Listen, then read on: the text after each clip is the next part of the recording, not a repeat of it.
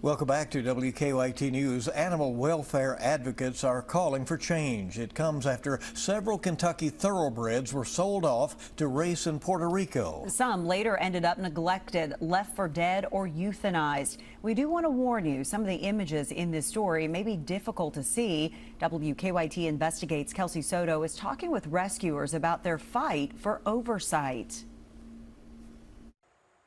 From the Pacific Coast to the eastern seaboard, Chrissy Laughlin Hi, Bubba. is never far from horses.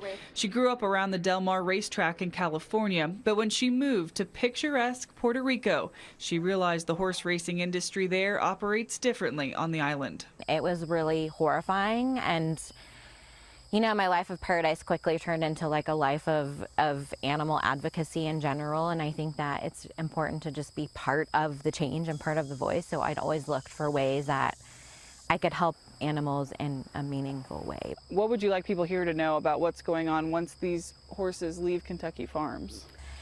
I think that, again, this is so much a Kentucky issue. I know it's happening in Puerto Rico, but 80 horses a year are Kentucky bred horses that are being killed, voluntarily euthanized in Puerto Rico. And I think that folks here need to know that these horses are meeting a horrible, gruesome end once they leave and end up in Puerto Rico. So few, less than 1% make it back to the States. Why does Puerto Rico need to buy 2 or 3 or 5 or 600 thoroughbreds every year? It's a tiny island.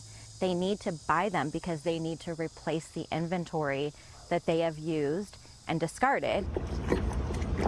La Macacoa is a recent example. She's a 3.5-year-old Kentucky bred horse via Keeneland, via OBS. It ended up in Puerto Rico and found emaciated on the side of the road 3 months after her last race.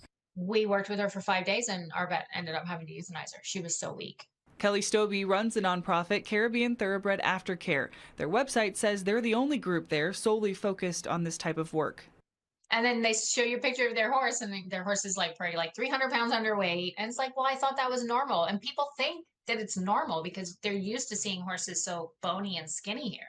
Here in the U.S., they operate under the Horse Racing Integrity and Safety Authority, or HISA, but the regulations in reach don't include Puerto Rico. We hear 16 horses died training and everybody is freaking out. I mean, there's picketers showing up, but quietly, they're literally killing a horse a day in Puerto Rico, and many of them could go on to retirement. And the ones that didn't, why were they racing? Why is it so important for you to keep this fight up even though you don't live in Puerto Rico anymore?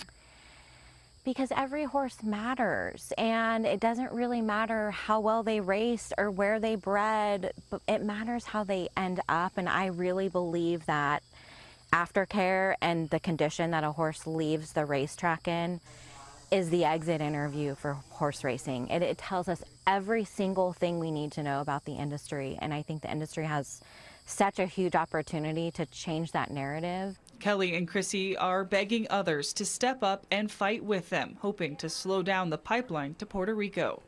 Acknowledging that they have done everything we've asked of them, including showing up and running on fractured limbs, on laminated hooves, on backs with kissing spine, on ruptured tendons. They still show up and they do what we ask of them. And I firmly believe that we owe it, every person involved in horse racing, every person that loves horses, we owe it to make sure that they get the dignified end that they deserve. For this WKYT Investigates, I'm Kelsey Soto.